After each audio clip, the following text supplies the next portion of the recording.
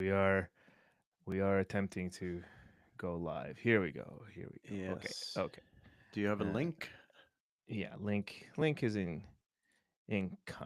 Link is incoming. Um. Welcome to Bitcoin Infinity Live. If you're here already, I'm gonna say that again once we've shared the link. Yes. uh, so Okay. let's Here see we go. here. Here we go. I think this. I think this should do it. I think. Let's copy that. Paste it in our Bitcoin Infinity Telegram Uh. group, which you should be in if you're not. Yeah. Uh, It's. Here we go. That might be the wrong. No. Never mind. Uh. it's there. It's there. It's working. It is working. Oh, and Okay. what Okay. about the from the show account? Uh, it's not that link was. I think I gave you the wrong link. I think that was very confusing from YouTube. Unfortunately, sorry. Um, Uh, hello everyone. Let's try to start be entertaining now. did you? Oh, there's another link. Yeah, yeah. That's okay. We'll uh, manage. We'll all manage. right. I'll share this instead. Hello everyone. We're doing our best here. This is Bitcoin Infinity Live episode number 2. Episode number 2, and we're just sharing. Oh, I should share that then.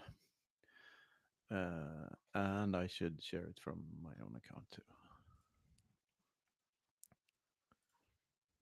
And just say we're live. These are next Yes, level production shops. Yes. that sounds pretty good. uh, there we go. And I should click that thing also so you can see stuff here. And do you have? Yes, we have a chat somewhere. Are other people in here? Well, let's get to it. This is Bitcoin Infinity Live, the second episode, and we're still gonna discuss the boring old spam wars topic. And this time we have one of our favorite Bitcoiners here, and it's Mr. Bitcoin Mechanic. And why don't you bring him in? I bet he's bored at this point. Yeah, I'll bet you enjoyed that, didn't you, Mr. Mechanic? Yeah, that was fun. Hi. We're Yeah. organized. Yeah. Uh, Welcome. Thanks, man. Thanks for having me. Always fun. Two of my favorite Bitcoiners. Good to hear. Uh, so we have a live stream chat here. Good. Everything's up and running.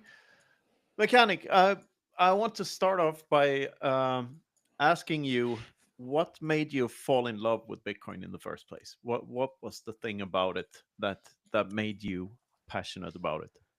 I hate the government, and this was a tool that allowed them to lose all their ability over me. So all these things they were telling me I couldn't do, like donate to Wikileaks or donate to Julian Assange directly, or buy things on the Silk Road. All of those were just big, like, well, FUs. I'll try and keep it clean to people I despised that had managed to weaponize technology against me. We're now a technology that could be used to root around them and their psychopathic need to control everyone, and their self defeating and self contradictory rationalizations for their control freakery. I loved it and fell in love with it on that premise immediately. The economic stuff, like protection from inflation and stuff like that I didn't understand that immediately, and no one does because it's all confusing and we're all illiterate with how macroeconomics work, somewhat intentionally. But obviously, I love all that too, but that came later. Uh, yeah. So, oh, what what does it mean if a user option is deprecated? That's a good question. Well, she's technically right. It means it's still there, right? And this has been the crux of my whole argument with Core, because everything they say is technically correct, but they know how it will be received.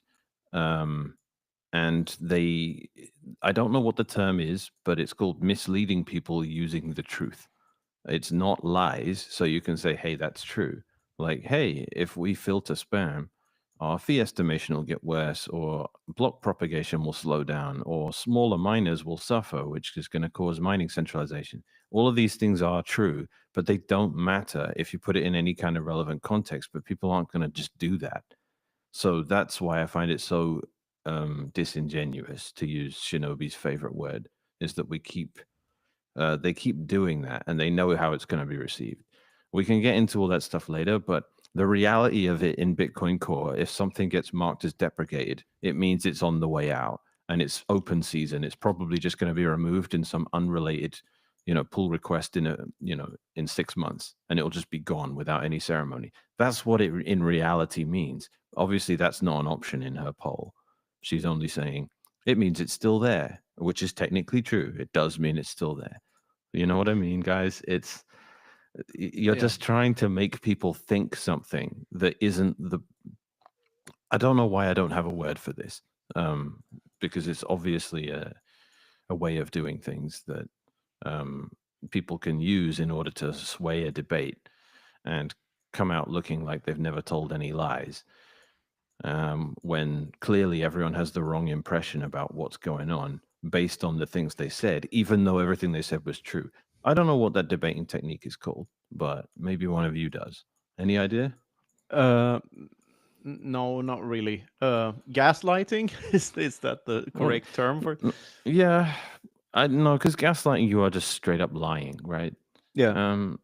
And there have been some straight up lies as well, but no, it's more just, I don't know. I guess it's Okay. just being intentionally misleading, but Yeah.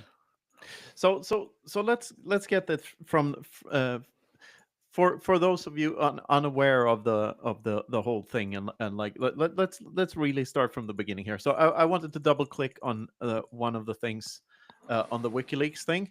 Like what made you want to donate to WikiLeaks? Like what were the things there, and like why were you passionate about that? I, I, If w- we start even further I back w- here. I was violently against the war in Iraq. Okay. And, well, I'll say violently. I don't mean like I was passionately opposed to it. There was a massive demonstration in London around the time it started. I was only a kid at the time, but I was walking around with a banner on it, a placard against it. And Tony Blair was in charge at the time, and they didn't give a crap. It was all just, well, we're going to do this, and we're going to stand and fight with our brothers in Iraq. And it was just a complete, you know, it was so embarrassing. Britain didn't do anything in the Iraq War except get killed by friendly fire by Americans. I remember there was a stat in the Private Eye at some point not long after it had begun where it was 104 was the number, and that was the number of British soldiers killed by American troops, and 104 was the number of British soldiers also killed by Iraqis. So they were just there getting killed and shot at and doing nothing but being America's lapdog, and it was just humiliating. And then this whole transcript leaked from where Tony Blair and George Bush were sitting down at a press conference. And before it started, they didn't realize the microphones were on. And they had this conversation where Tony Blair was just on his knees, just saying, "Can we do this? Can we do that? And like, how can we help you?" And George Bush is saying, like, whatever. I'll let you know what you're supposed to be doing, soon. And it was such an embarrassing and pathetic thing because Tony Blair, when he first came in, we all thought it was amazing. We thought Britain was finally going to be getting over this just hump it had been in for a long time. And this guy was just completely cowardly, pathetic, same as Justin Trudeau. And WikiLeaks was out there just giving us all this information and blowing a whistle, literally, on the whole thing and making everyone see what was really going on and how awful it was. And they got all that pushback, right? And it just suddenly held a mirror up to the entire industry of journalism, which was all these cowardly sycophants that would write articles why we need to go to war in Iraq and how terrible Saddam Hussein is, and the ridiculous claims about weapons of mass destruction. And what was it, 45 minutes they said Saddam Hussein can launch something and attack London in 45 minutes. These were all the claims they made. They were complete lies. It was a complicit media just doing the government's business. And people say, don't call it the mainstream media anymore, call it government media. And WikiLeaks was finally real media. And personally as well, he was in Britain, right? So I felt really like I could go to the Ecuadorian embassy some years later, and there he would be. And that was about, right after I found out about Bitcoin at Occupy.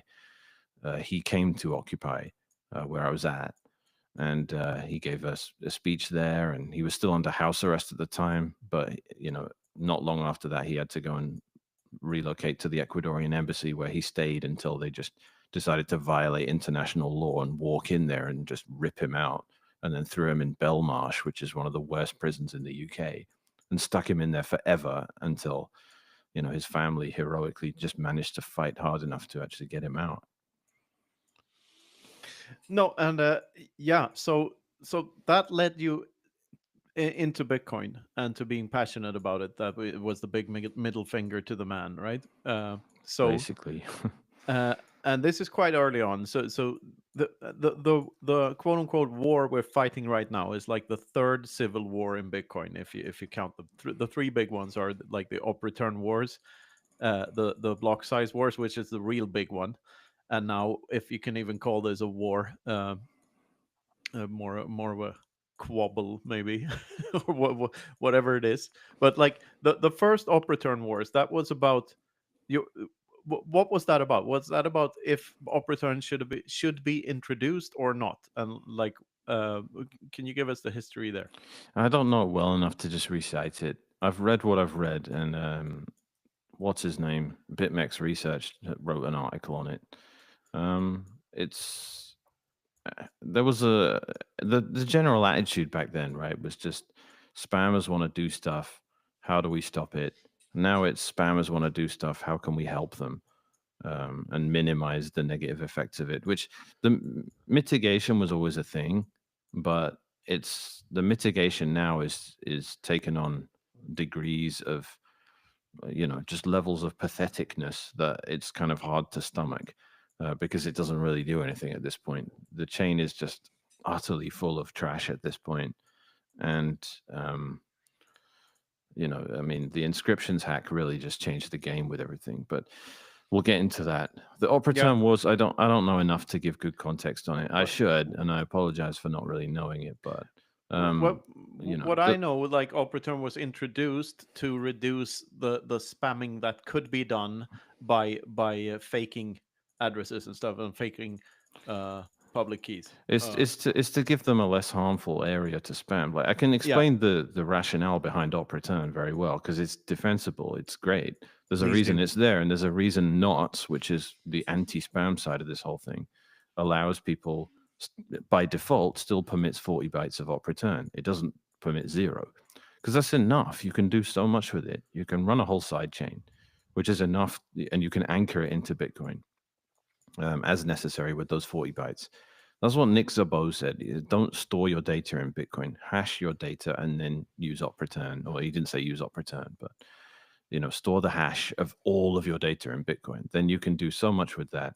You don't need to be putting everything into the chain. But just saying to people it's going to be expensive if you do is not a sufficient disincentive.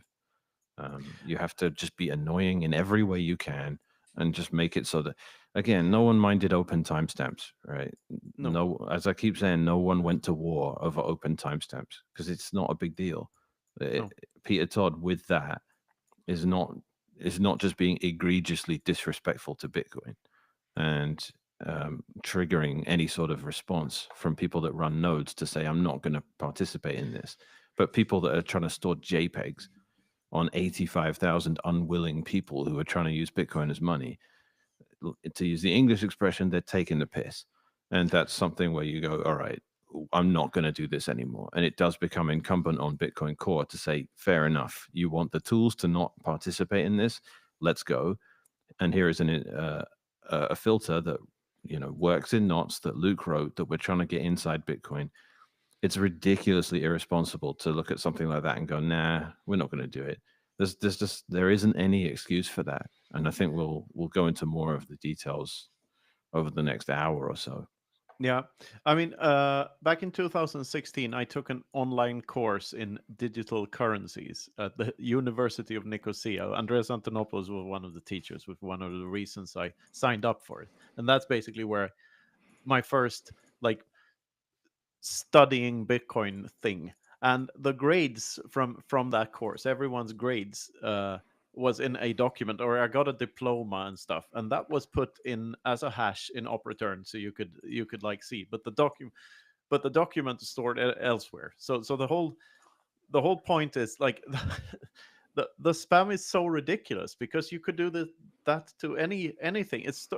The the interpretations of the things are always on third party Hmm. services anyway, like so the whole thing, the whole premise is ridiculous from the get-go. So like regardless of where you stand on this issue, like I think everyone agrees, or everyone should agree, that these things are bullshit and they could be stored elsewhere.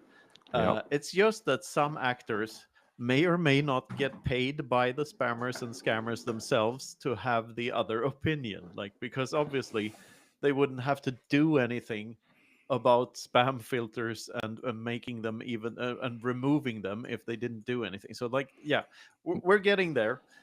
But first, there's a big event here in between. I want to get the history correct here, because like what kind of impact did the block size wars have on your view of Bitcoin? Like were you, was your belief strengthened by the outcome? Like what were you doing during the time? Like what's your recollection of that?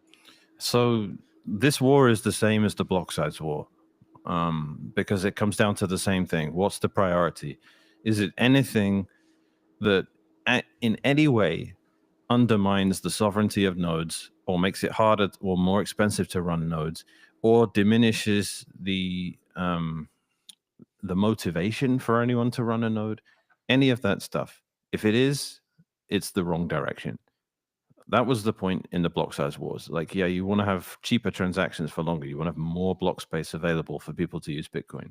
I get it. I want that too. I want cheap transactions for longer. I don't want to be paying a fortune before, things like Lightning are even demonstrated to work, or any other sort of semi acceptable solution, like things like Liquid or other side chains.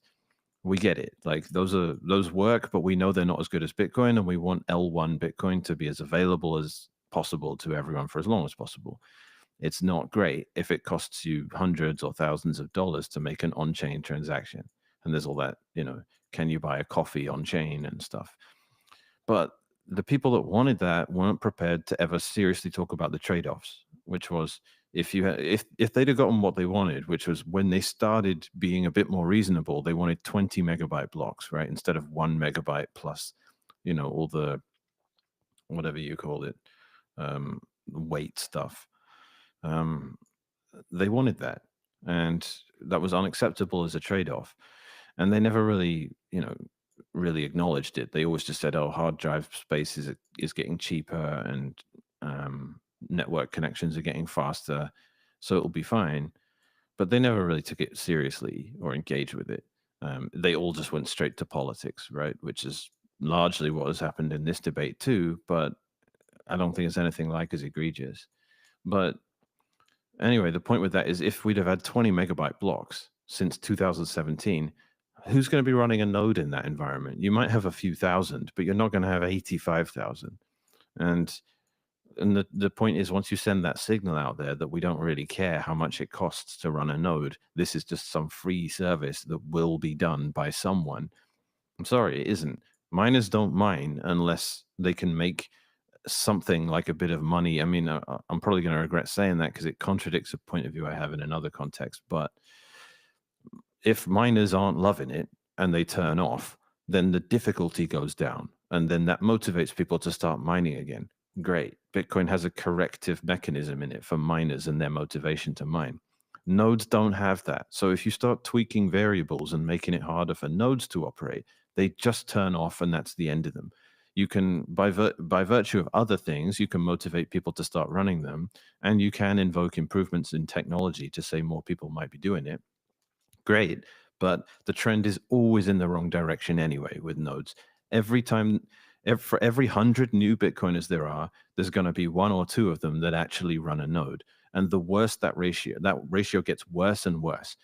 At the beginning of Bitcoin, 100% of Bitcoiners ran nodes. That was all that, because it was the only wallet that existed. You just had to download the Bitcoin app, and it wasn't called Bitcoin Core yet. So this is what I learned in the block size wars, was what's actually important here. What separates us from the rest of crypto is the ability to run a node, because that's what makes us actually decentralized. And that isn't a priority in any of the other networks, because they all have too many features for it to be possible for you to run a node. Ethereum being the perfect example, because it's feature maxing and sovereignty minimizing. So it's no surprise that you have all these migrants coming into Bitcoin that want to start talking about all these interesting and fun things you can do on Bitcoin, sometimes paying lip service to it, taking pressure off L1 and doing more with the block space we have, which is the essence of scaling. Great. But generally, the attitudes they have is just, someone will run a node. We hope they do. We don't really care about whether we make that easier or harder beyond paying lip service to decentralization. So that was what I learned during that time, and that whole struggle echoes in this, because no one is saying, why don't nodes want to relay this spam? What's actually in it for them to do it? How much of a compromise is it to other parts of the ecosystem if they stop doing that, if they refuse? Instead, we're being told, no, you just have to. And you're motivated to, because otherwise Mara will make even more money with Slipstream. And that will centralize mining. And then centralized mining means we're dead. So I'll go into why I think that's all nonsense. But me rejecting that is nothing like, because I'm getting compared to big blockers and people telling me I'm going to rage quit or fork or whatever. No, I think I've been a lot more reasonable than that. I don't think the concerns around centralization of mining are serious, because mining is already centralized and none of the people invoking it seem to actually care about that, beyond saying, let's just relax the spam filters and we'll stop it getting a little bit worse. And ultimately, the burden of proof is, it's on the people that want to keep getting rid of filters, because we've had them forever. We've always treated arbitrary data storage with hostility, and we only ever really, I don't know how united we were, but giving them 40 bytes of op return was non-controversial to my mind, or it should have been. And we did it. And that was the sandbox for these arbitrary data enjoyers to go and play. And if they're not satisfied with that, constantly making concessions and refusing to update filters for any workaround they use is an admission of defeat.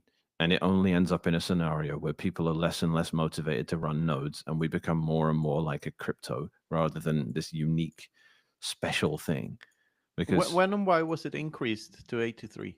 I don't know. I core? think it moved several times. And again, I apologize for not knowing the history here, because I should. But I think it got bumped up, then down, then back up again. And 83, it's not 83, right? It's just 80. Knots has Okay. 40, Core has 80. If you say it's 83 sometimes, or it's 82 or 81, it depends. The thing is, you have to actually declare what it is, and that's part of the data in it. So a 42 byte op return is 42 bytes, is 40 bytes of Oh, data okay. plus 2 bytes saying I am an op return. So All that's right. kind of a given, right? Like, and it's the same with, because you have two, I think you're doing 2 declarations or something. Yeah. I'm going to get dunked on for being technically inaccurate Well, it's here, the but first and the last, right? I think I remember this from. Don't you know this, Luke? Like verifying a message you send in binary. Not the Anyway, specifics, but Yeah. yeah. Anyway, it's 80 I thi- bytes though, which is yeah, still not no, like crazy, right? no. it's nothing compared to the 100,000 bytes they want to make accessible now, right? You're No, going like big blockers wanted to go from 1 megabyte to 20 megabytes, and then I think they kept negotiating, going, all right, what about 10 megabytes? What about 5 megabytes? They just kept being ridiculous with their numbers. So like Bitcoin Core blowing it out from, we went from 40 bytes to 80 bytes. I think, like I say, I think they went back to 40 and then it went back to 80 again. All the way up to 100,000.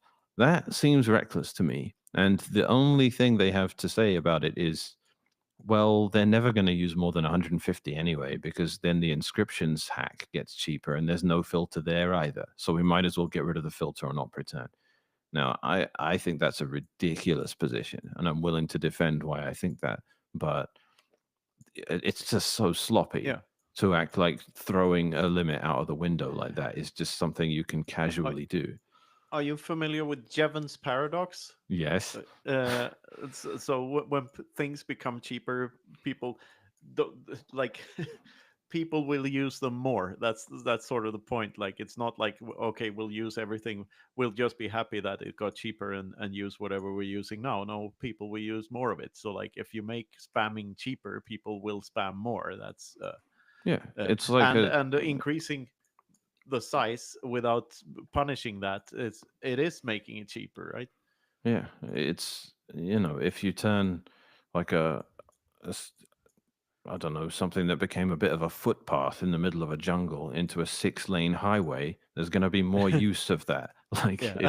it's you don't get to go, oh, well, Yeah. only 6 people No, walk but through here a week, so I that's how many we can expect if we turn it into a road. Like there's I mean, like I made this prediction, right? And I wasn't being sarcastic. I said prediction. If you blow out the op return limits, there'll be a lot more op returns of larger size than there are now. And everyone's like, you don't say. And I'm like, well, apparently that's like a thing we're just assuming will just stay the same, right? Because it's so trivial to get around the op return limit now that when we get rid of the limit, we'll have exactly the same amount.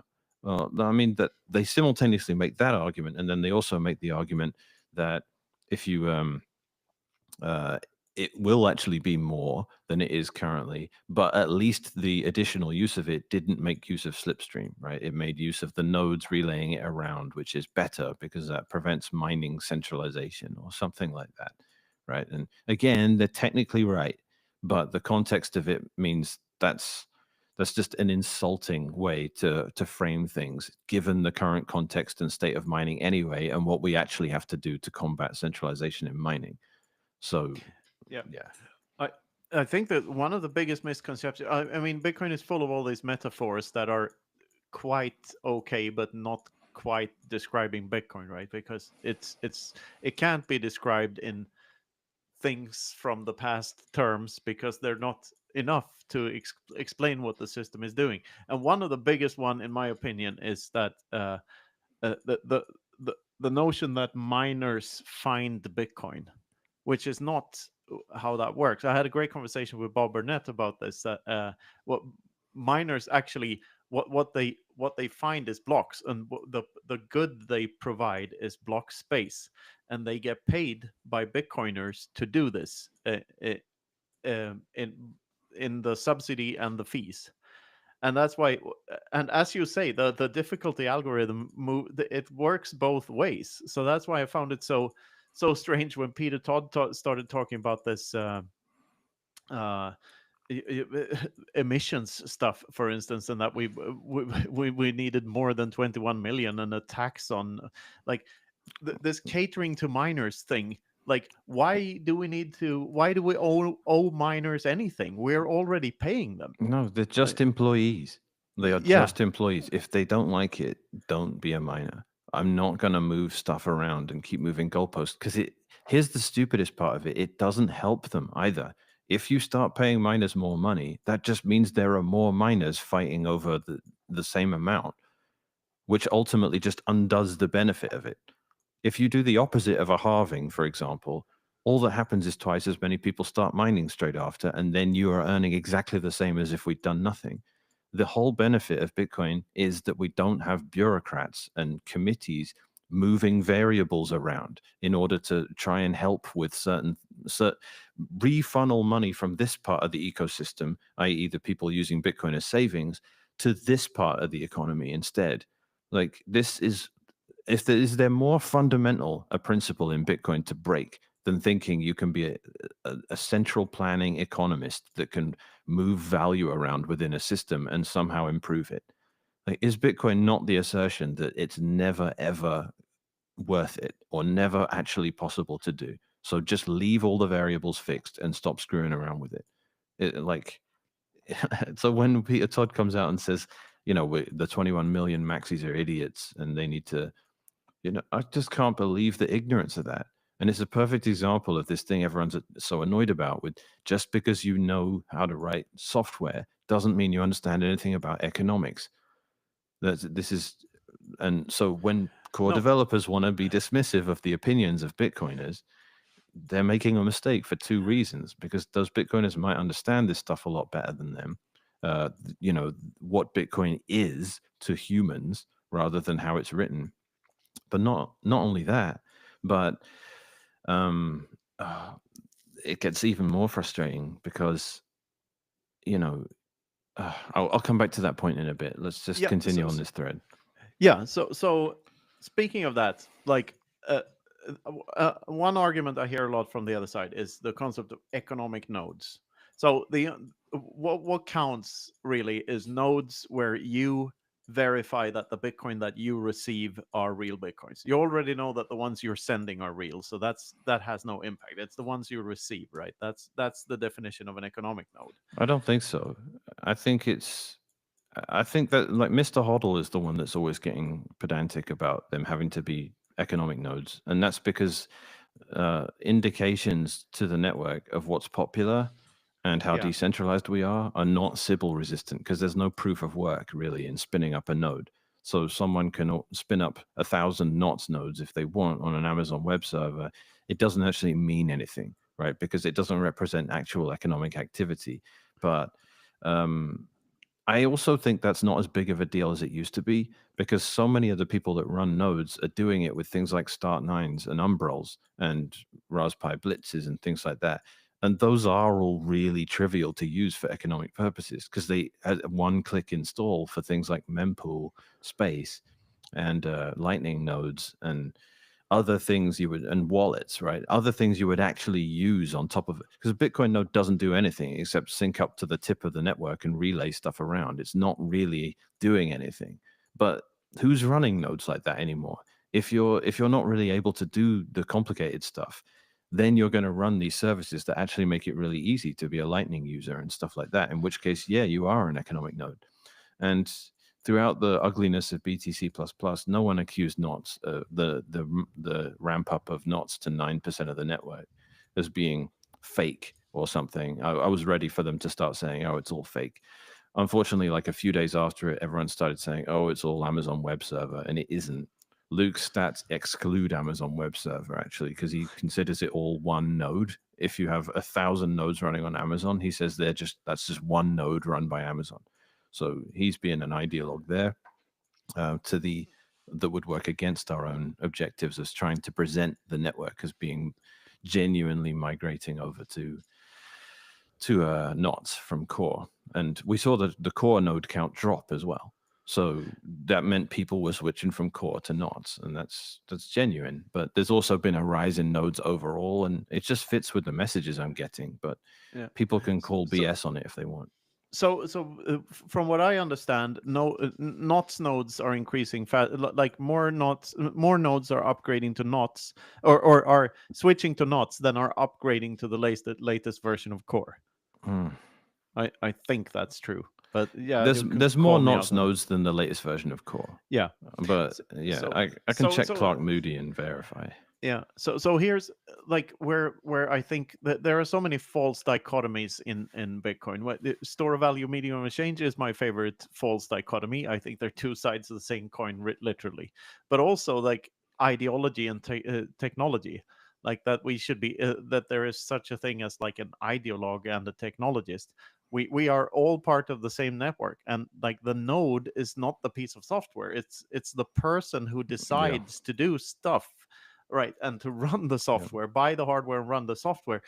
The software and the hardware, just the tools in our toolbox that we use to voice our opinion on and to use the network the way we want to use it. And like the opt-in is that's all it is. Like if Bitcoin goes to shit and we all decide to go to an altcoin instead, that's the first and the last time I'm gonna use that term because I prefer the term shitcoin. But if we all decide that, and by we I mean us honest people, that something else is actually better, we will. Like, and that's the whole point is this optionality thing, right?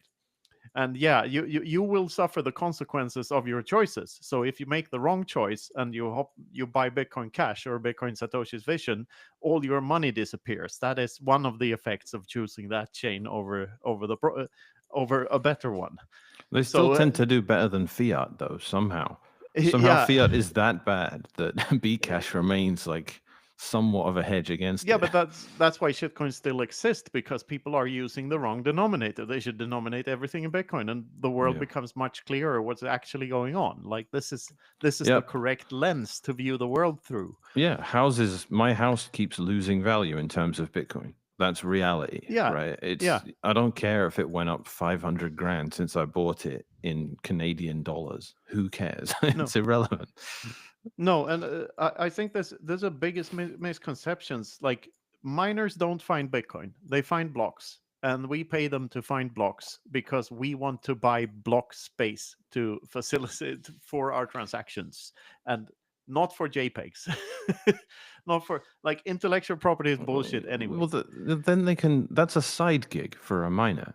And you don't ever want an employee to have a side gig because it means you lose influence over what their behavior is. You want your employee, like, if we're just talking about raw motivations here and not paying much regard to how it's going to sound reminiscent of slavery, that's the motivation. It's horrible. But if your employee has a bunch of other options and can work for other people that aren't you lose influence over what they do. They can negotiate a lot harder, and you don't really want that. If miners are getting paid for doing stuff that isn't Bitcoin, then you lose control over what they're doing, and they become less motivated to actually do what's good for the Bitcoin network, and that's no good because they are security guards. So to that end, if they're making a bunch of money um, doing stupid stuff on Bitcoin, but complying with some sort of green ESG initiative that says if you can fit within the parameters we set for consuming a certain amount of green energy, then we'll give you a tax discount. Or if you're in Canada and you want to use a third party to make your templates for you and custody everything that comes out of the chain, you don't have to pay sales tax anymore. So we'll give you a 50% tax rebate, which is actually what happens.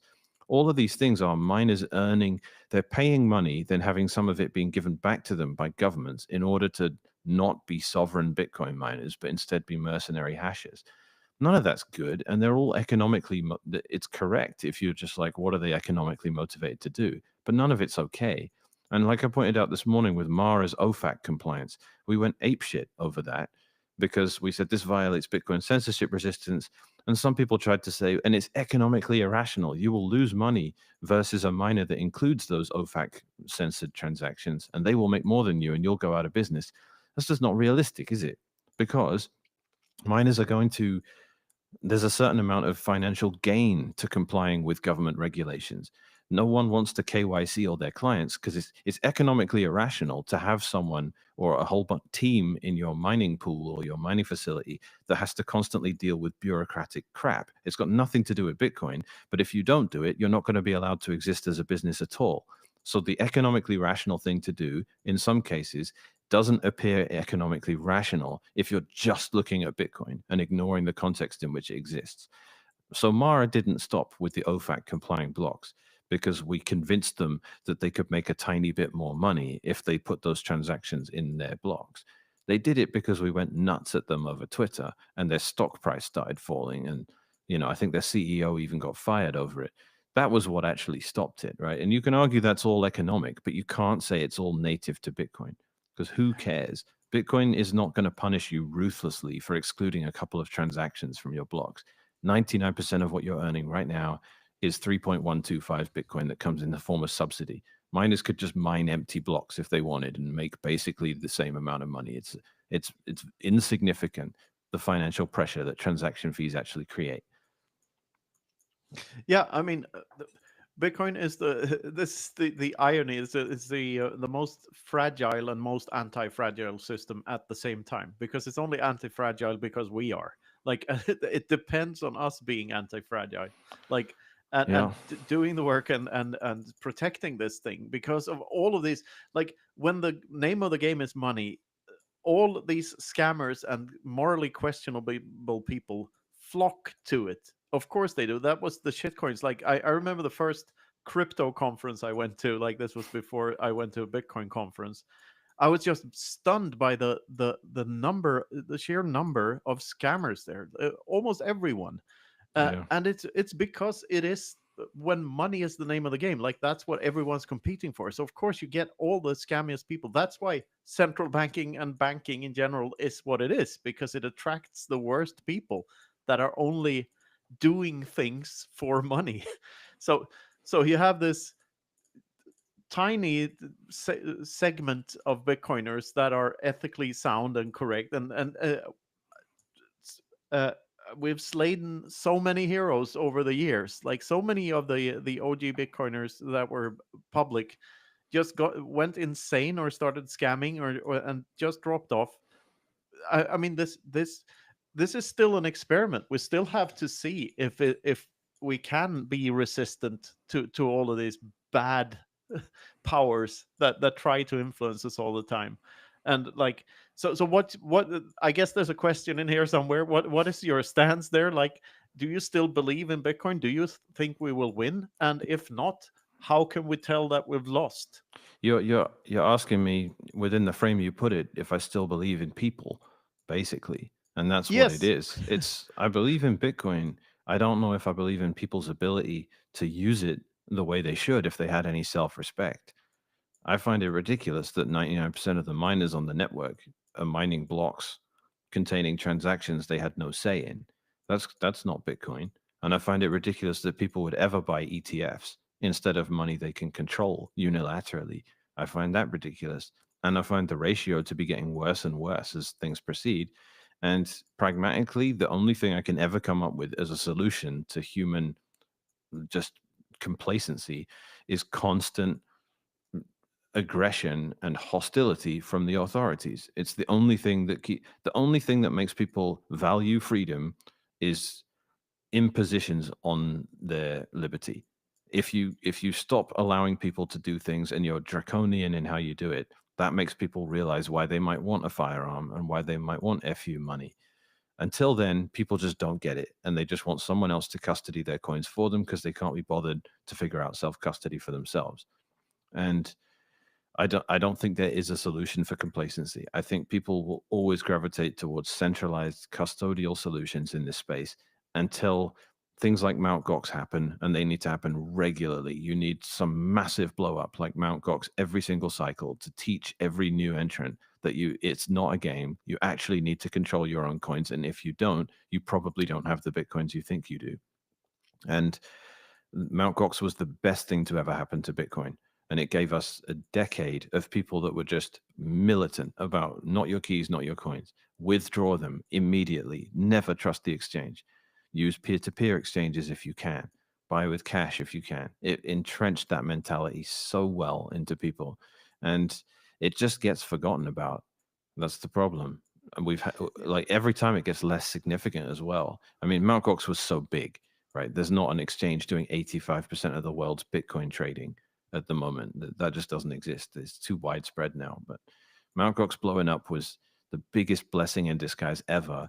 But it sounds perverse if I advocate for horrible things like that, for politicians that want to make Bitcoin illegal, the accelerationist angle.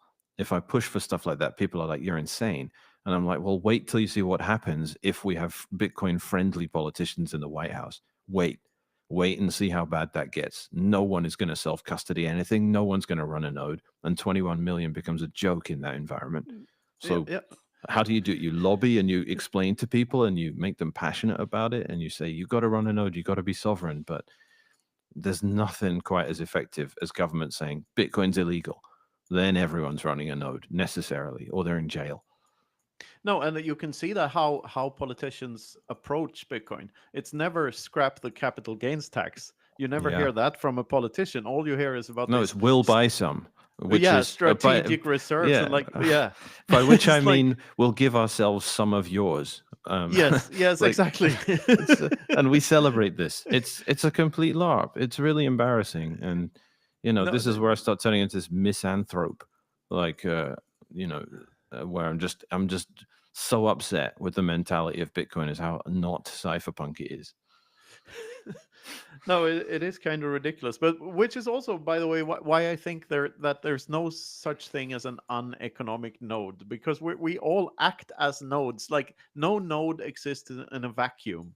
Everyone has their incentives, economic or otherwise, uh, that play on what that influence how a person acts, what a person does. If a person does the homework and buys a node and runs the software, all of that is connected. So like they I use agree. podcasters as a derogatory term, but we're a node here in relaying information to people, trying to wake people up. Like It's a silly pedantry that again, it's a sliding scale. Like obviously Coinbase's node and Foundry's nodes are more relevant than a guy that is running Bitcoin knots on a Raspberry Pi and doesn't have that node doing anything except just running a redundant copy of the chain and relaying transactions around with more discrimination than a core node might, right? Like, I get that they're not the same thing, but you don't get to say one's economic and one isn't.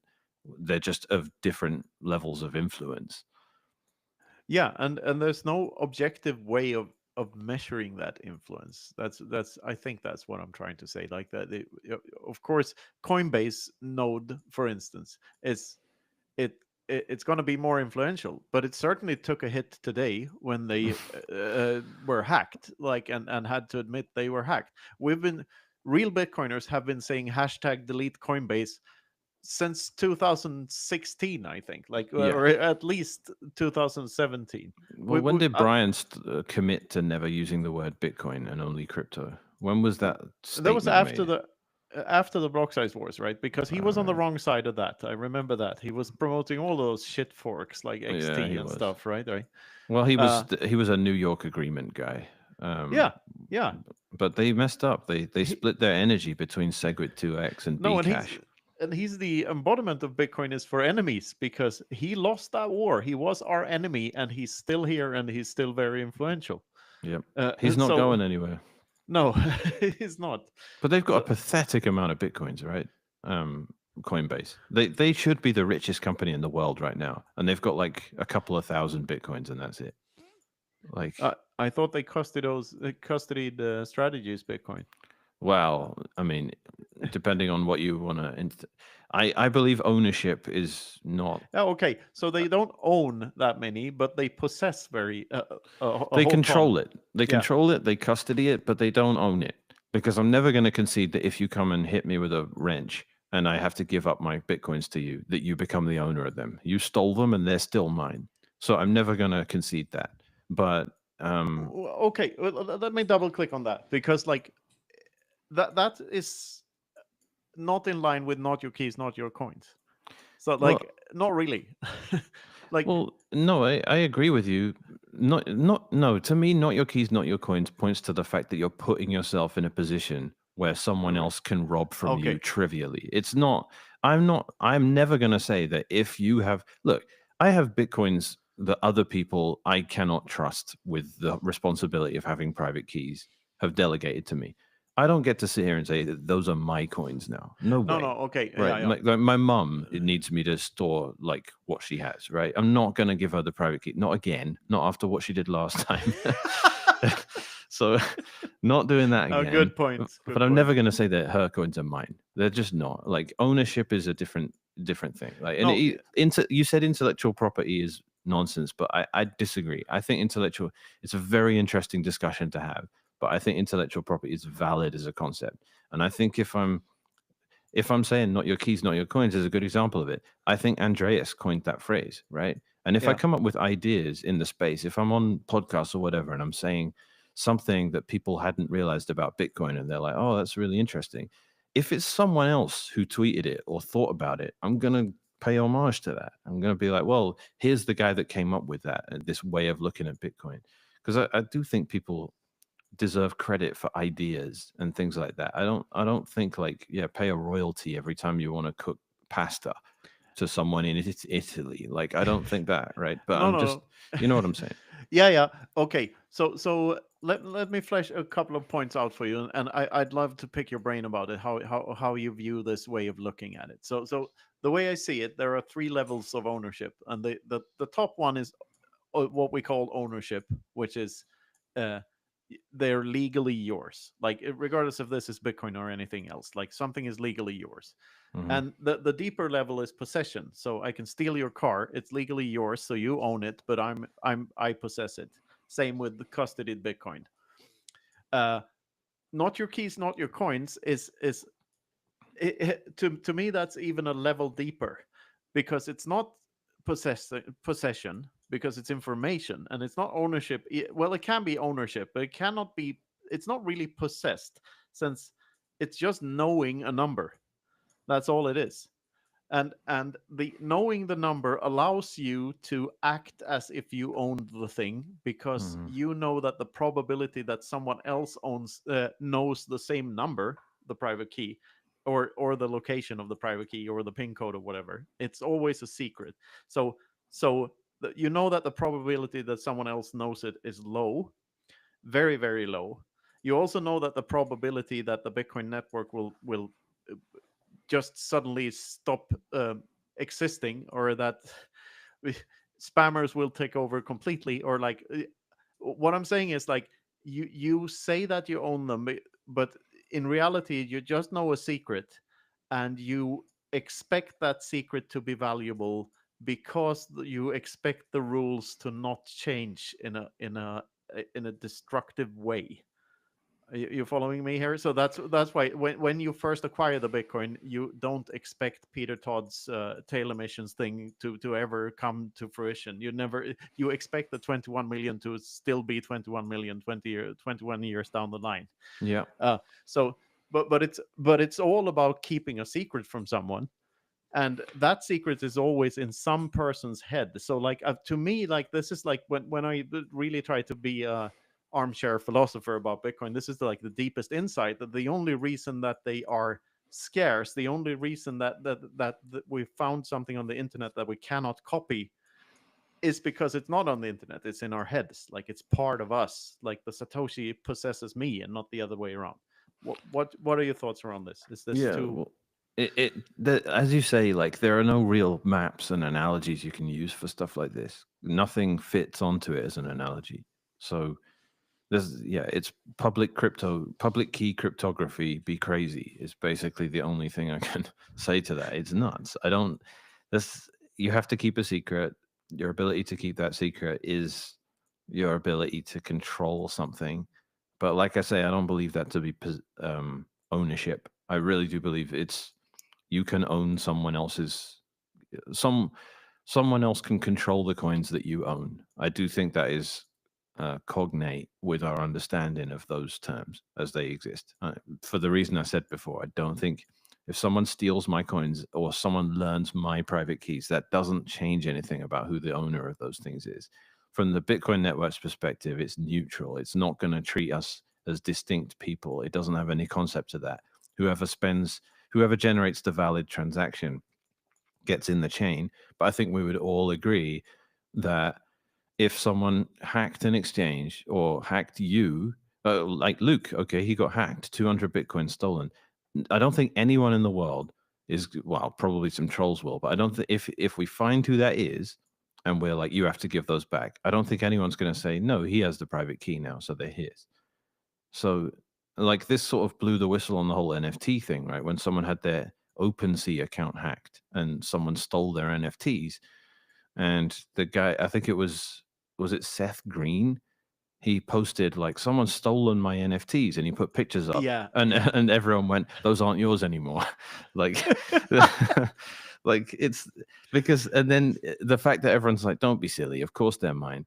Then you're like, okay, exactly, making the entire concept of trying to attach private keys to this ethereal concept of ownership a LARP. And in the context of NFTs, it's silly. In the context of Of Bitcoin, course it it is. means something.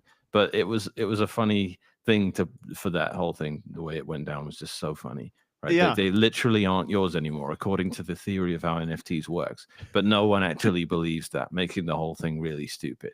Like, because you can actually have the JPEG It's not this.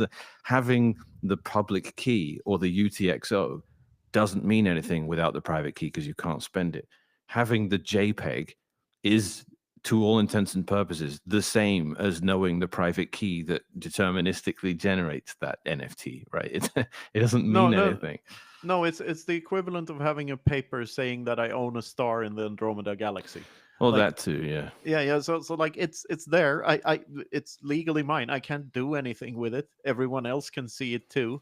Like, it doesn't matter. The difference with a There's shitcoin and no Bitcoin. enforced interpretation, right? So the No. scientists can carry on calling it OX89371B or something like theta, gamma, X-ray, whatever. Like they can carry on calling it that. Yeah. They're not obliged to call it your wife's name. Oh. Yeah. Tatooine.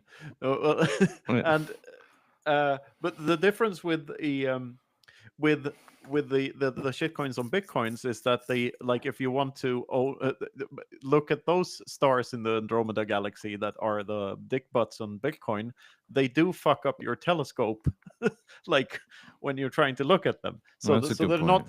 not in the Andromeda galaxy. They're just dots on the other side of the telescope. Yeah, Yeah, that's true. this is metaphor land.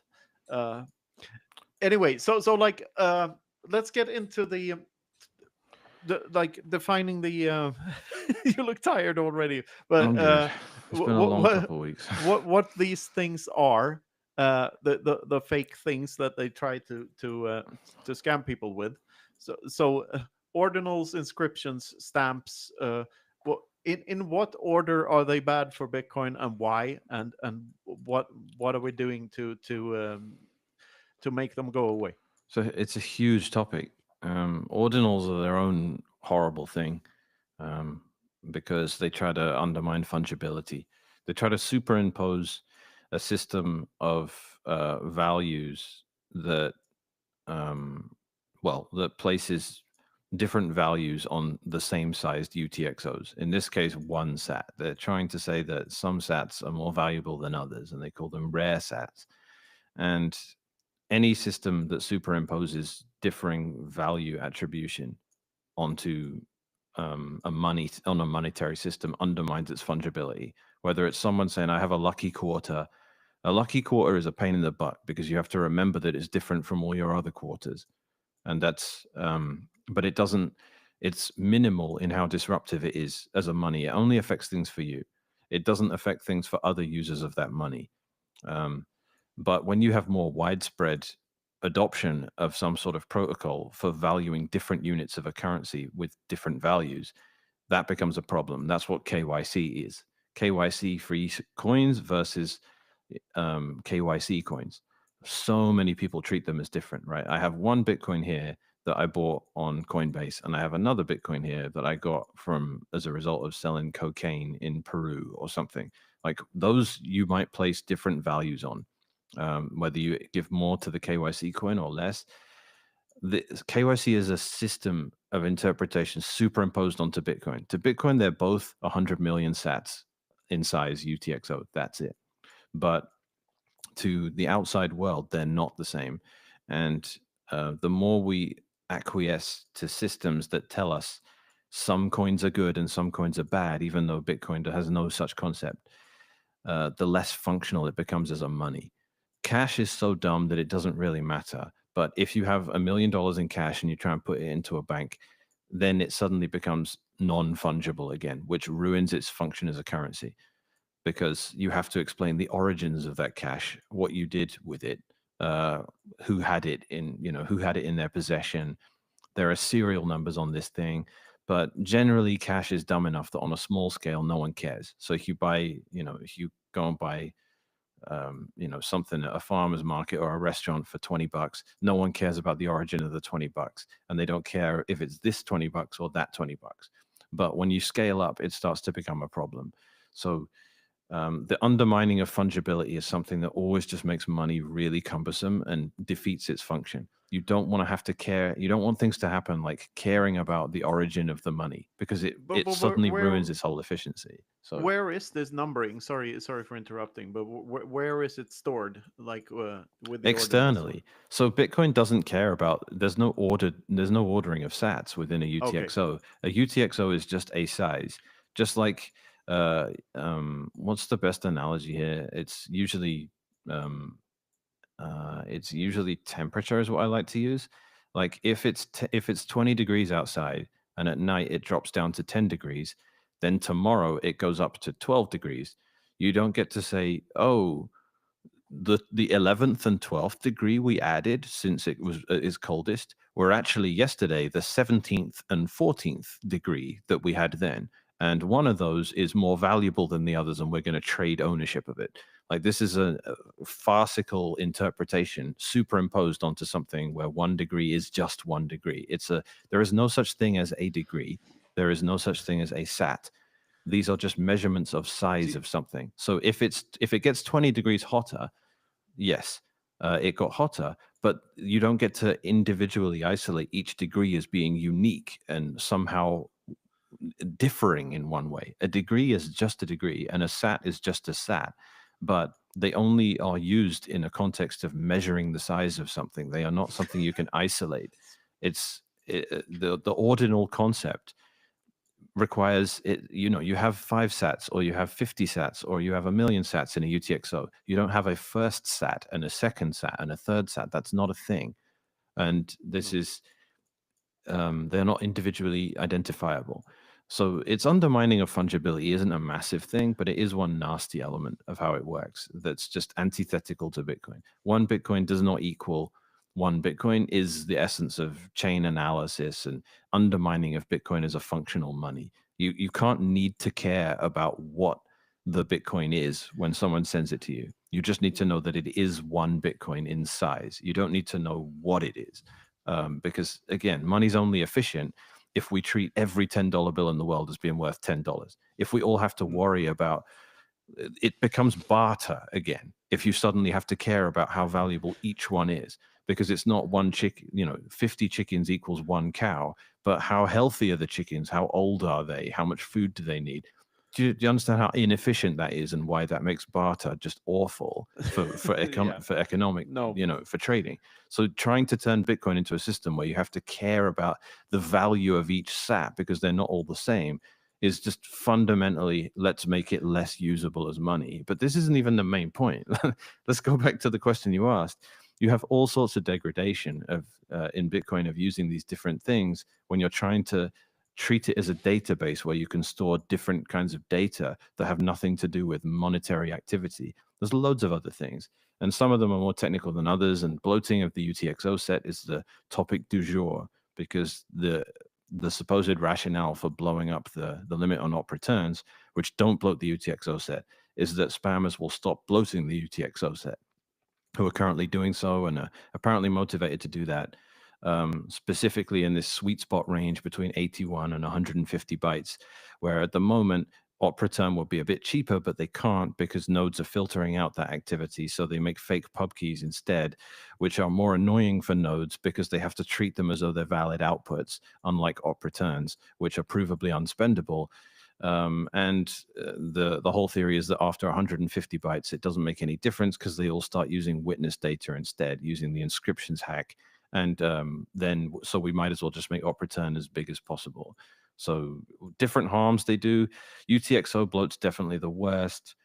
Op return's definitely the best, and it's more expensive than the inscriptions hack. The inscriptions hack is their favorite because they get a massive discount depending on how much data they use, and that is the one they go for. And there's no filters at all. We don't try and figure out whether the input data that gets this 75% discount typically is actually someone doing a Bitcoin transaction, or they're just sticking a bunch of data inside trying to trick you into thinking it's a Bitcoin transaction.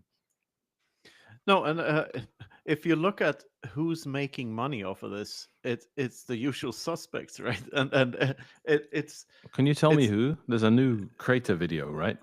yeah. Matthew Crater or Crater. What's his name? Crater. Uh, made a Something video like about that. where the money is going. I don't like to name names, but let's just say that the people that are against knots and against spam filtering are usually associated with companies that make money off of spam. Yeah. So it all makes sense to me. And like from what I can remember, we, as in the good guys, are the same as we were back in 2017, fighting the big blockers. It's the same people. Yep. Like none of this is shocking to me. We won then, so we won the battle. But yeah, It's the the same question. battle. It's just been fought in a different venue, but it's the same battle. Who wins? Is it nodes or miners? Okay, it's nodes. That was who won in the back then, and it's who needs to win now as well. But Yeah, nodes don't bend over backwards trying to get miners to earn a little bit more money or something like that. That's just not how that is not the hierarchy of this pyramid here.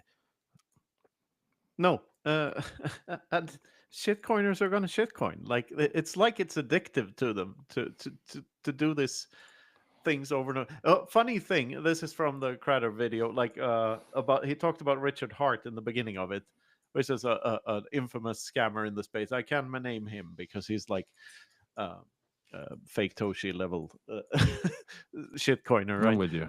He got he he first got rich from a email spam from an email spam uh, scam thingy, sending like 6 million emails to people that didn't want emails. So he started his whole career spamming, and then uh, and then was a good voice for Bitcoin for a while until he decided to shitcoin. Uh, and I met him on the night where he decided to shitcoin, where basically told me, "I also want a Lambo. I'm going to do this thing," and I Hmm. thought he was kidding.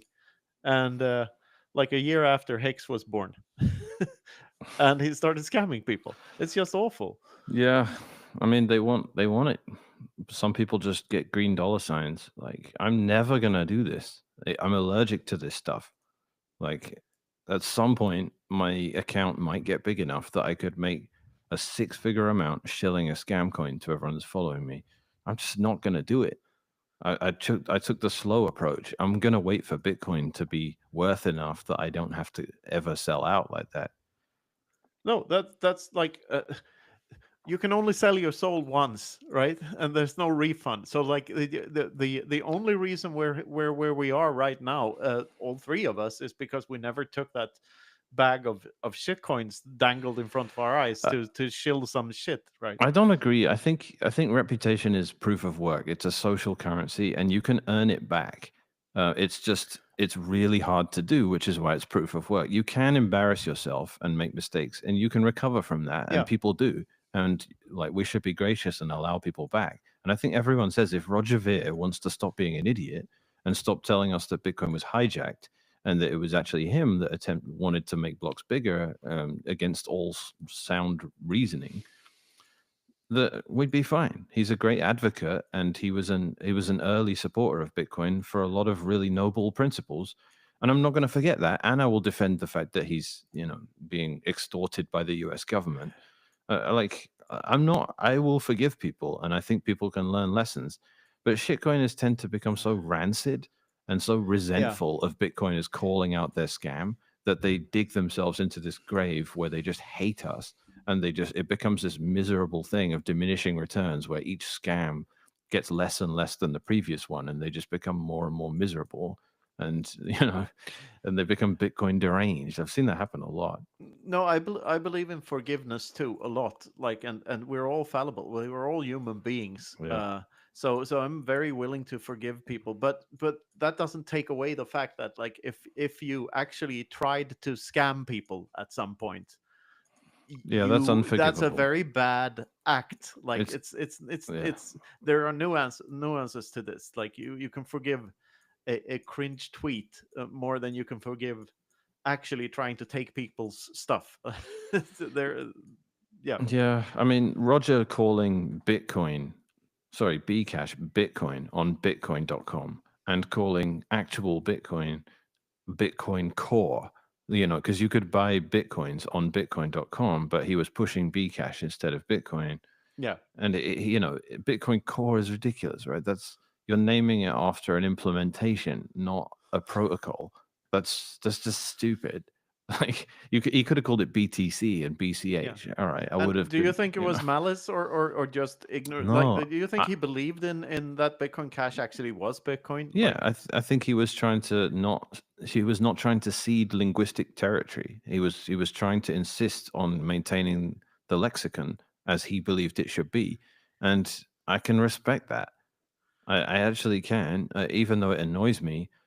I understand why you might want to do that. Like, I understand other contexts where people do similar things, where they're like, you're renaming a thing, and I don't agree with the direction you're taking it in. I believe you're stealing all the goodwill that exists around this concept, and I want ownership of that, and I think it belongs to this concept. I understand why he did that. I think calling it Bitcoin Core is really embarrassing because I think he should have just gone with BTC instead of calling it Bitcoin Core. That was silly. Because words that come to mind are liberal, vaccine. What else? Woman. Like well, all of these things are yeah, people sure, want but to I change mean, the meaning of. yeah, Yeah. they do change the meanings of things, but Roger is going to insist that we were changing the thing, and it was more a ship of thesis kind of thing, right? He That we also were replacing elements of what Bitcoin does while keeping the name and losing the original essence. Like it, he also said, I did it once with Bitcoin. I'm gonna do it again with Bitcoin Cash, alluding to that he's yeah, actually good sees luck. Bitcoin Cash as another thing. Good luck with So that, mate. I'm sure the trouble you have is Bitcoin didn't exist when Bitcoin was trying to bootstrap itself. It does while you're trying to bootstrap Bcash. And those guys are like Bob Burnett did a video on like, those people that was like Filipino soldiers and stuff that were still fighting World War II in like 1950 on like deserted islands where no one had ever gone there and been like, yeah, it finished 5 years ago. And like when they did, no one they refused to believe it. They were like gonna die fighting World War II, even though it finished. That's how I feel when I come across B caches in the wild. I'm like, guys, it's over. It's definitely over. Like, but as I say, the problem is it still does relatively okay versus fiat. So it somehow remains alive anyway. Like BSV is the biggest embarrassment I've ever seen, and I see them everywhere. And I still see what's his name. Uh, I keep losing my train of thought lately. The ADHD has just gone insane lately, guys. But you're yeah, I gone see full BSV heads, ADHD. and it's like $50 or something. BSV last time I checked. Yeah. I'm like, how is it not zero? No, it's never going to go to zero because that would mean fiat would actually have to be fundamentally worth No, something.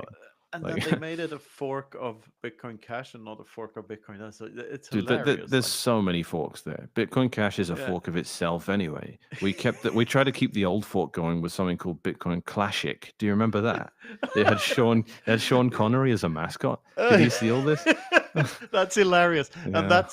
that was because they had to change the difficulty algorithm Y- temporarily, like they're like proving that they were Yeah. centralized We kept because they messing with it because every time the price dropped too low, their entire hash rate disappeared and so went funny. back to Bitcoin proper.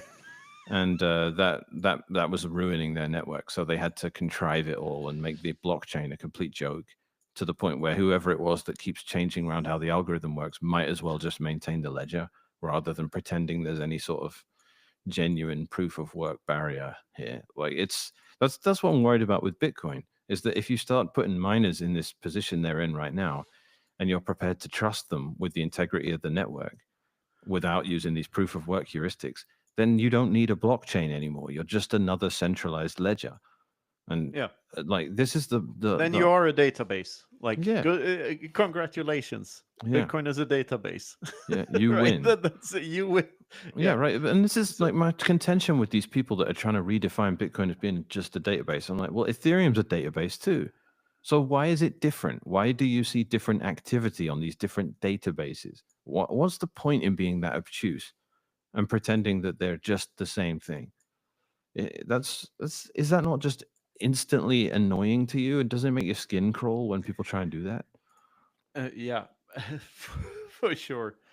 Uh, I mean, but this is the thing. I don't believe any of these tech quote unquote technical people that weren't that were they weren't some of them weren't ever Bitcoiners. They never believed in the project. They believed it. They never believed in the actual decentralization of it and the promise of like sound money for damn near perfect money that could act as sound money for humanity forever. Like they never thought about generational wealth or anything like that. Like they I think they're just not coming from that perspective at all. They just see a program or a protocol.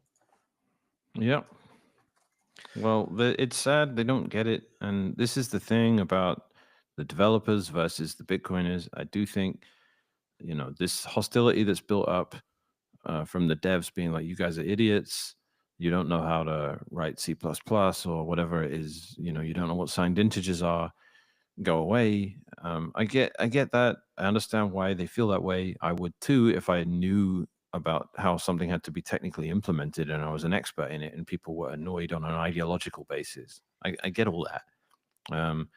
But like I said earlier, it doesn't make you an economics expert because you understand how Bitcoin, the protocol, works, right? You understand it on that level. And also, here's the much uglier part of it is that Bitcoiners are extremely committed to this thing and they've been here for a long time and it's a lifeline for them.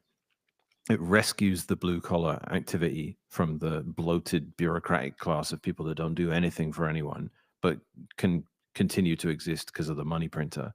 Bitcoin is the savior of all that. It's the correction of economic allocation in a society, and we've celebrated that forever, right? That's what the Bitcoin standard is. That's what hard monetary standards promise. That's the rejection of Keynesian economics. We love all that, but none of that stuff is meaningful to people that are young kids that are experts at computer science but have never really had any real world experience. Because if Bitcoin fails to them, they can just go and work somewhere else. That's the problem. Like people, blue collar workers that have been saving in Bitcoin for years are doing great thanks to Bitcoin. Someone that's an expert in comp sci can just go and work for Google or Amazon or whatever. Like if they're in Bitcoin, great. But it's just a curiosity for them. It's a profession. It's not a lifeline. So if we want to talk about incentives, that's relevant. So is the way that core developers are funded a problem in that sense? Like, would there be another way to fund them that would make them more aware of of reality, for lack of a No, I better word? mean you're going down the line of dev tax, which is just some cryptos tried that. That ain't gonna work for a whole bunch of reasons. We're not doing the dev tax where developers are paid to make Bitcoin better. Like No, that sounds like minor minor tax. It's it's like- it's all terrible. It's all central planning. Basically, the tried and tested method is we go batshit insane when a developer does something we consider to be against Bitcoin, which is what we did to Gavin and Mike, and what's basically happening here as well. But in the current state, the trouble is, it all looks so horrible. It's really political, and everyone is getting very defensive and it's an unpleasant environment, and I get that, but this at the same time, the stakes are high, and we're gonna quarrel. And people that are like, "This is horrible. I don't want to deal with this anymore." If some core developer quits over this drama, I'm not going to lament it. Like you need to be able to withstand the pressure, and you need to be able to withstand blackmail as well. By the way, because of the influence you have, and we need to have some sort of defense mechanism for if and when core, who have basically centralized control over what the protocol is, because of how essential core is to everything. We basically have to hold their feet to the fire if stuff starts going in a suspicious direction, and that's the situation now. Like if Foundry start doing OFAC compliant blocks or start 51% attacking the network, which they can, by the way, because they're big enough to do it, it's just not a perpetual success. I'm not going to say it doesn't matter because mining is decentralized. I'm not going to pretend it's something it isn't, right? So the fact that most of the nodes on the network, the overwhelming majority of them are Bitcoin Core, and they're run blindly and naively by Bitcoiners, you have to have this defense when people say, don't the Bitcoin core devs just control what this protocol is? Like you say, it's never going to be more than 21 million. Don't those guys ultimately say that? And Gloria went on Peter McCormack saying, we don't have the control that people might think, because if we do something bad, there's checks and balances internally. And once it gets past that, no one's forced to run our software or upgrade. You can use something else. Well, we're seeing the realities of that now. And what happens is there's a massive political rift where people that run the alternative client that might actually be, something that people, that's not a laughable option, not works. It's been around for ages. When you start running that and start championing it, it turns into left-wing, right-wing politics immediately. Everyone on the not side is called a Nazi because they want to do something that's considered narrow-minded against a different use case and discriminatory. So the people on the core side are classic leftists. They want to start smashing down boundaries and playing philosophical games, saying there's no such thing. A border is just a line on a map. There's no meaningful difference between a human being born in America and a human being that isn't. All these kinds of things that don't pay attention to how the real world works, but sound good philosophically, versus the conservative element that says Bitcoin is just this. Stop messing around with it. Let me have my fences and my boundaries. Stop telling me they're useless and that they're immoral. And basically, Bitcoin has now got a left wing and right wing. And my temperament is right wing. I am naturally a conservative, but I also understand that fits generally with libertarianism, and I can always bring it back to those principles.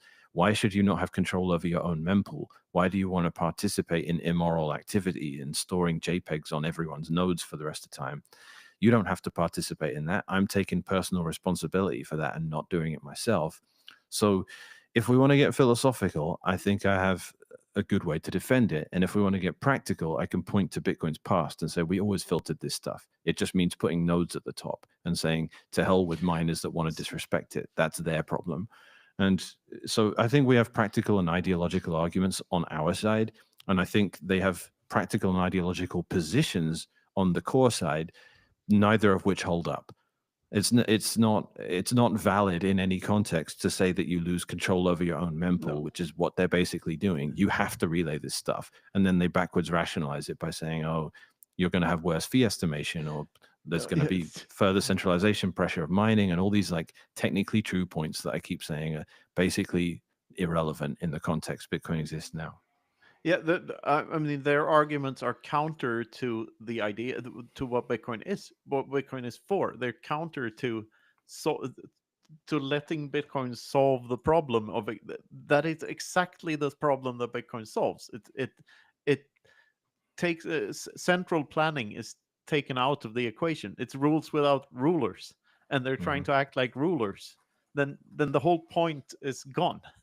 So how about this analogy? Like, El Salvador now is on a Bitcoin standard, and blah blah blah. So the theory is that there will be a brain drain from countries that don't adopt the Bitcoin standard to countries that adopt this Bitcoin standard, or at least like people who treat clever, productive people better will get more clever, productive people. So and that will in turn force those other countries to change eventually, because otherwise they're doomed. Is the same true for this NOTS core war, that if NOTS is able to put as much pressure on that NOTS at some point will be able to put that much pressure onto core, so that core will have to change? Like, is this political backlash? I mean, it already did in a way, because they removed the PR and said that it was what was that word? They starting didn't. With D. They didn't.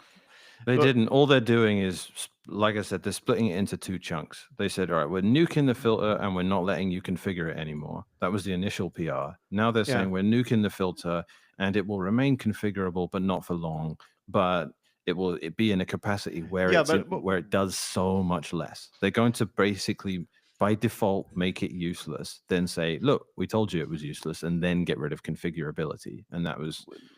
I guess the question is there any amount of pressure from NOTS nodes actually being such a big part of the network? It's like 9% now or something, right? So that they're forced to change. It's about 9%, and I contend that that's all real, by the way. I don't think anyone is doing an Amazon web server spin up. Those are very obvious when they happen. But I think ultimately Bitcoin should just get stuck in a good way. Basically, this is the ossify position, right? Like, I think ultimately it becomes really difficult if you have a couple of clients out there, because ultimately in any political situation there's going to be a bunch of people in the not side that internally disagree as well. Like, a good example of that is some people aren't into the 40 byte compromise of op return. They think it should be 0, and there's Yeah. already a disagreement of that nature in there. And as far as I can tell, on the other side there isn't so much personal sovereignty as a highlight. It's more playing adherence and being a vocal sycophant to core as people, and vouching for their integrity and just mocking people that don't go along with it. So I Trust mean, the experts. it has been that. It's been absolutely disgraceful to see that, to be honest. Like, Kala is, the guy that does Cashew, has been one of the most disgraceful people in this whole discussion. Just basically, Luke is insane. This guy's not mentally stable. You can't trust his stuff. And then digging through knots and finding cheap gotchas, like the fact that knots by default stops working after 2 years, unless you actively say, I want this to carry on working despite it being 2 years out of date. Now, they were like, this is the most insane thing I've ever seen in any software. This is so disingenuous. That is an unsolved problem in software development, is what do we do about people running insecure, ancient versions of this software? Do we make it break? Do we force updates and give ourselves unilateral access over their machines? None of these are good solutions. Do we write perfect software that doesn't have any bugs in the first place? Yeah, like, that's possible. So every solution is bad. And actually, I never knew about this until yesterday, and I'm like, that's genius. You can run ancient versions of knots if you want. You just need to do so intentionally. You say, I really, really want to run this old version. That's a really elegant solution, actually. And trying to say, oh, this guy's insane, it's just gaslighting. And we haven't done that. I haven't called any core developers insane. I'm not doing that. And I find that to be just disgraceful behavior. I really do. Shinobi came out saying, Mechanics lost his mind. He's trying to drag as many people down into this swamp as possible. I don't know what his agenda is and what his game is. We're not the ones with the money, man. We're Ocean. Jack Dorsey was a big funder of Ocean, and he's against us in this battle, as far as I can tell from the statements he's amplifying. So that is so odd. well, Jack's his own man. So anyone that says there's some sort of agenda here, we're the underdogs. Ocean is 0.8% of the hash rate. This isn't particularly an Ocean thing. This is something Luke believes, that I believe too, that a lot of normie Bitcoiners agree with. I don't mean normie in a derogatory concept. I just mean, like, not part of the intelligentsia that's bubbled up. And I'm really disappointed to see people like Greg Maxwell come up with these lazy arguments about block propagation slow down and fee estimation getting worse and all that. Again, these are all just nonsense arguments in any kind of real context. It's not big blocks where we say it'll get harder to run a node if you multiply the size of a block by 20. Yeah, that is actually going to make it ridiculous. You're not going to have a 2 terabyte drive anymore. You're going to need expensive stuff to run a Bitcoin node. You're going to take forever to sync up to the chain. In fact, you're basically going to need a data center to do it. Then you're just PayPal again. That's a reasonable concern about making blocks big. But if I'm perfectly prepared to dismiss the concerns they have around leaving nodes the ability to filter spam, even if they refuse to implement any new filters and just watch while the spammers just find ways around it. But yeah, as far as I'm concerned, my side has the high ground, and obviously I'm going to say that. But every mistake I've made, I've managed to come out and say, look, I got this wrong. Initially, I was saying on Guy Swan's podcast when this all first started, I said, that they weren't motivated to switch from their current method to using op return because the current method is cheaper. I got that upside down. But the reality of me getting that wrong is actually that the truth is worse than I first imagined. Core really are just moving goalposts around on nodes unilaterally, silencing people that disagree with it in order to make life a bit cheaper for a spammer. And they're using the excuse that it prevents UTXO bloat, when the UTXO bloat in reality blew up from 4 gigabytes to 12 gigabytes in 2 years, after Bitcoin having been around for 14 years. In 2023, suddenly the inscriptions hack becomes a thing, and it goes from 4 gigabytes to 12 gigabytes. We lost a whole class of hardware about it. Now you can't run nodes on low-end hardware devices that you could up until 2022. We lost that. And the fix was the inscriptions filter, which they said, this is too controversial. We're not doing it. And I said, all right. So you core cannot merge controversial PRs. Fair enough. Now here's another controversial PR, one that goes in the opposite direction, one that tries to help the spammers rather than try and get in their way. That one's controversial too. Well, it turns out we have these moderation policies. We'll just kick you off GitHub. And that was what happened. And that became that's our most SJW type behavior, has been crying about Mechanic getting banned off of GitHub. I've barely mentioned it because it's not really that interesting and it just sounds like I'm a crybaby, but it is relevant. Why is it controversial when we want to add a filter, when all the people adding the controversy were the list you were about to give of people that are financially vested in adding a bunch of crap into Bitcoin's chain? You're fine getting rid of that, but with a similar controversy that comes from people like Luke and a bunch of other legend Bitcoiners, we just get ignored, and the pull request gets pushed through anyway. I'm sorry, one side here is the trust the science experts, and I hate using that because they tried to make us all. My node is vaccinated. I'm running knots. And they tried to initially paint us with the COVID idiot like brush, and obviously Luke was terrified of COVID and he went around in a mask for ages, but Luke's not vaccinated, and that is something that I always say the Venn diagram of people that are terrified of COVID and wore a mask forever that didn't get a vaccine because they also didn't trust it is like one person in the world. It's Luke. That's it. Like everyone that was terrified of COVID and wore a mask just got vaccinated the minute it came out. And the people that were like, I couldn't care less and didn't wear a mask unless they were forced, they didn't get vaccinated. So the not side is definitely the minority, the people that refuse to trust the science, and the people that don't like getting spoken down to and silenced by holier than thou, arrogant, I guess I do just call it the Bitcoin intelligentsia. Yeah, I don't know. Ramble over. Sorry. No, and some core developers kicked themselves off of Twitter afterwards. That was funny. Well, that's Gloria, man. And I feel bad It about was it. glorious. Yeah. I feel bad about it. I do. No one wants to be, harassing some woman and make it so that she has a shit time or a shit experience and then she, deletes her account. No, or but whatever. you weren't harassing her, man. Like you I didn't only say anything that bad. Yeah. No, but you responded in sound ways. She was being disingenuous and very very passive aggressive. Like I don't think you did anything wrong there. I appreciate it because the tone of it was like, look, I disagree with A Chow and I disagree with other core devs, Fanquake and stuff, but they're not like, I'm sorry, you need to be equal to the responsibility placed in you. And you are one of the 5 people with right access to the most important software project in the history of humanity. And if your public relations in that regard is just snark and condescension and rudeness to people that actually really care about how this thing turns out, yeah, I'm not a developer. I'm not going to go through her commits and be like, oh, this wasn't the most efficient way to do that. I'm not going to be able to analyze her ability on that in that way because I don't have the technical ability.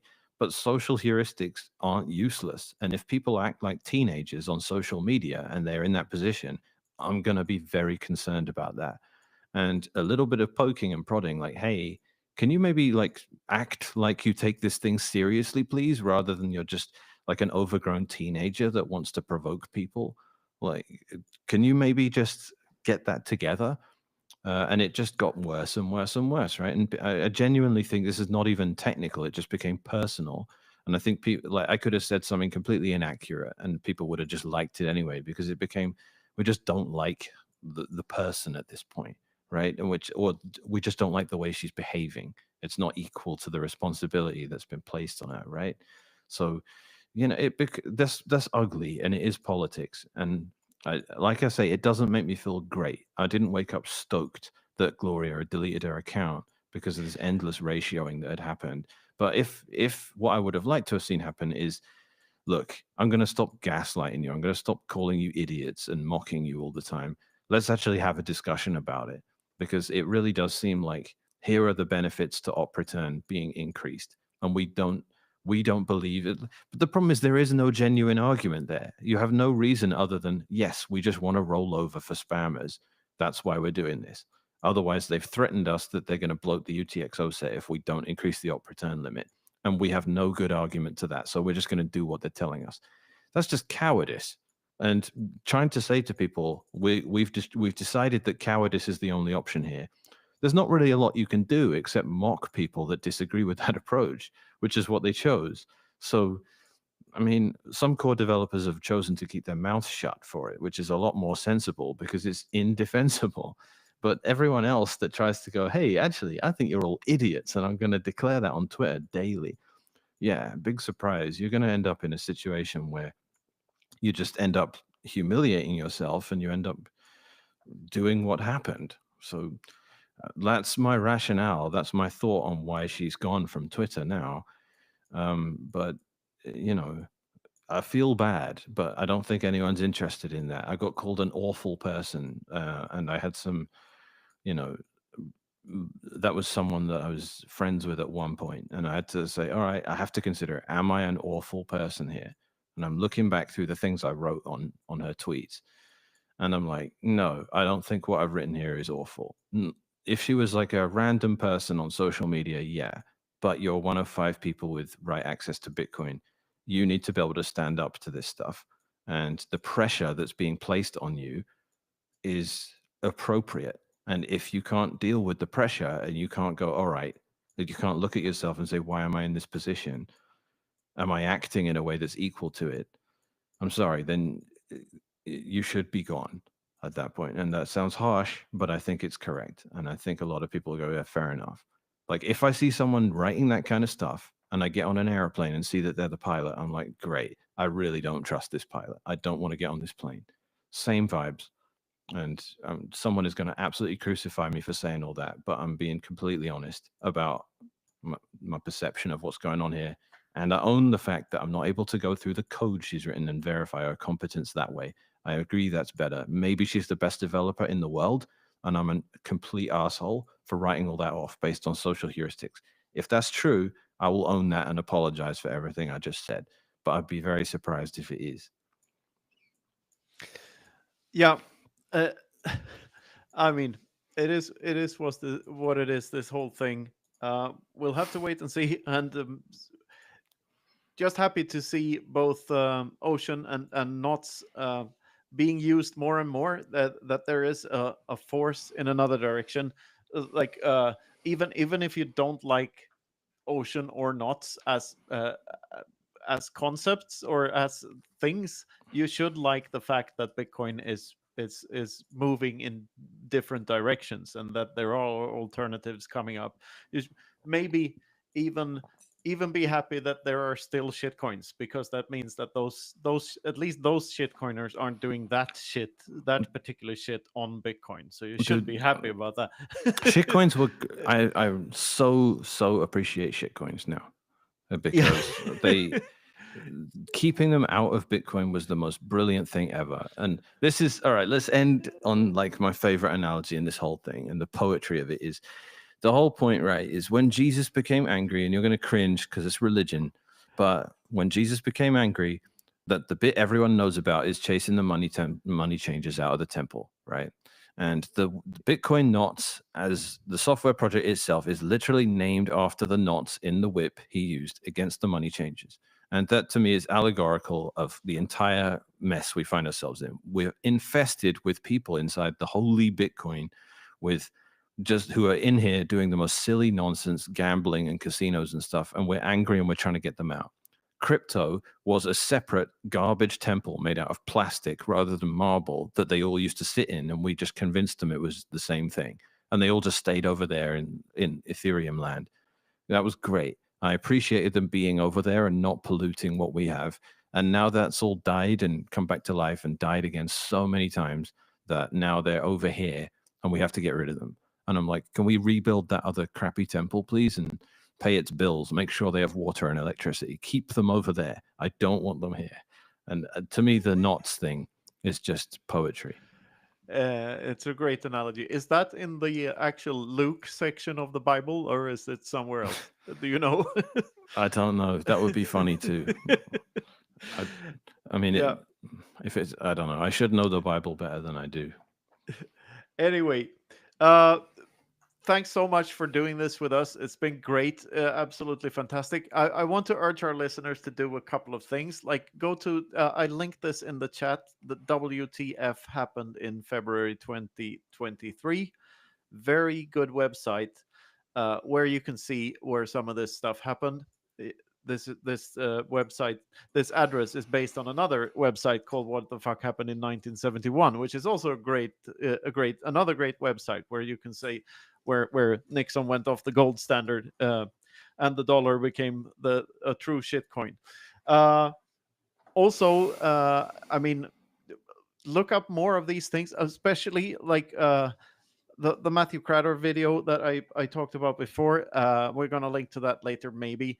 You can look it up. Like, the point of that is not the video itself. It's about looking up who is making money off of these things. Why do they have the opinion they do? And sure, you can say that Mechanic is biased because he works for Ocean, and Ocean makes money if people run knots and do Ocean and use the Ocean pool. But Ocean are completely transparent with everything they do. You can follow the money exactly and how much each miner gets paid out. It's transparent. We're going to make What a way for people to verify tides locally as well, which is going to be really fun. So you can Yeah. say, this miner, give me all of their proofs of work. I want to verify that they did what they did and actually were that cut of the share log. And then you can see, all right, well, Yeah. they did get paid equal to that. Yeah. So look that up too. There are so many. What's that company called? UTXO something. Management. UTXO Management. Yeah. This is one of the companies that are promoting spam stuff. Look up who's on the board of that company. Look up what Marathon is doing and who runs that and what they have been doing. All of this stuff. It's all connected. Without being too conspiratory here, just look it up. Yeah. It's interesting, all of it. There's Before a you lot of choose to take a Starkware. side here. Yeah. A lot of Starkware, right? That too. Well, they're the shitcoin do shitcoin. Like they're just. Yeah. I struggle to get into the details of these guys, but you're trying to round off the show, so I'm going to stop Yeah. messing up your flow. Sorry about that.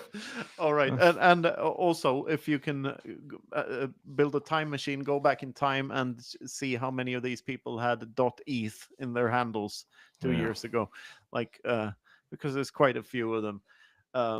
Anyway, is there any way you want to send people Mechanic? Do you want ocean.xyz is a good website, I know. That's the place Anywhere to go. else? Anywhere else than that? Nope. That's all All I've right. got for now. Oh, yeah. Bitcoinnot.org. Bitcoinnotes.org. Yeah. And if you want to run a Bitcoin node easily, go start9.com and get one of those servers.